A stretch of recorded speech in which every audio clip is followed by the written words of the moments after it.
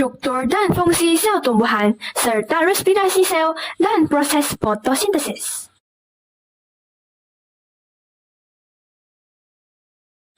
Hai, saya ialah sel tumbuhan yang terdiri daripada beberapa struktur. Struktur pertama ialah dinding sel yang berfungsi untuk memberikan sokongan, perlindungan, dan bentuk yang tetap kepada sel. Struktur kedua ialah membran sel yang berfungsi mengawal pergerakan bahan ke dalam dan keluar sel. Struktur ketiga ialah sitoplasma yang bertindak sebagai medium tindak balas kimia berlaku. Struktur keempat ialah mitokondria yang berfungsi menghasilkan tenaga untuk tindak balas. Struktur kelima ialah vakuol yang berfungsi untuk memberikan sokongan kepada sel apabila dipenuhi subsel.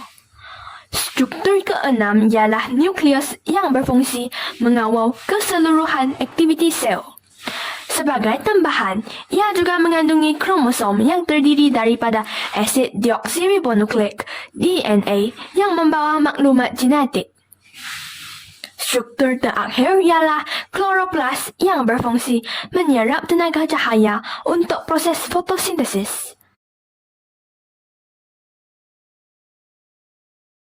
Untuk membantu anda memahami struktur sel tumbuhan dengan lebih jelas, marilah kita ikuti eksperimen yang menarik ini.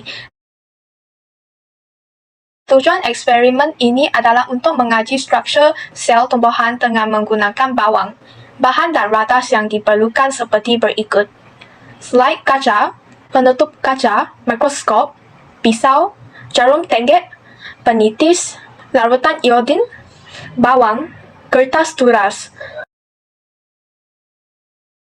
Arahan eksperimen seperti berikut. Kupas lapisan kulit bawang dengan pisau. Letakkan lapisan epidermis di atas slide kaca.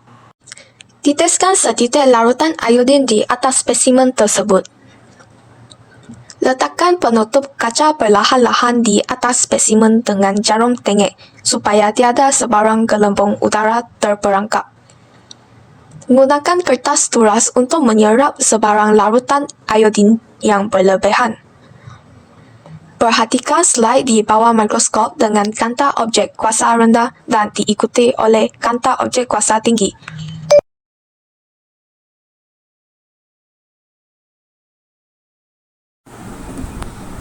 Apakah respirasi sel?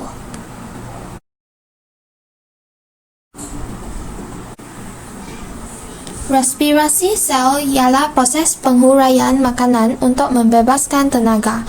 Tenaga yang dibebaskan akan digunakan untuk semua proses hidup yang berlaku dalam badan. Proses respirasi sel memerlukan oksigen dan glukosa untuk menghasilkan tenaga, karbon dioksida, dan air.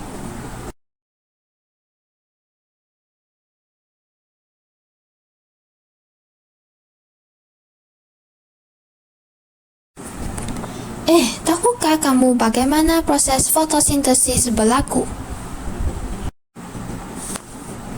Proses fotosintesis ialah tumbuhan hijau mensintesis makanan sendiri. Proses fotosintesis memerlukan tenaga cahaya, klorofil, karbon dioksida, dan air untuk menghasilkan glukosa dan oksigen. Makanan yang dibuat oleh tumbuhan hijau yaitu glukosa kemudiannya disimpan dalam bentuk kanji.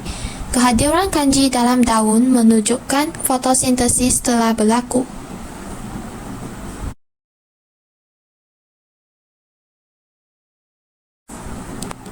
Tuntasnya, sel tumbuhan mempunyai 7 fungsi, yaitu dinding sel, membran sel, sitoplasma, mitokondria, vakuol, nukleus, dan kloroplas.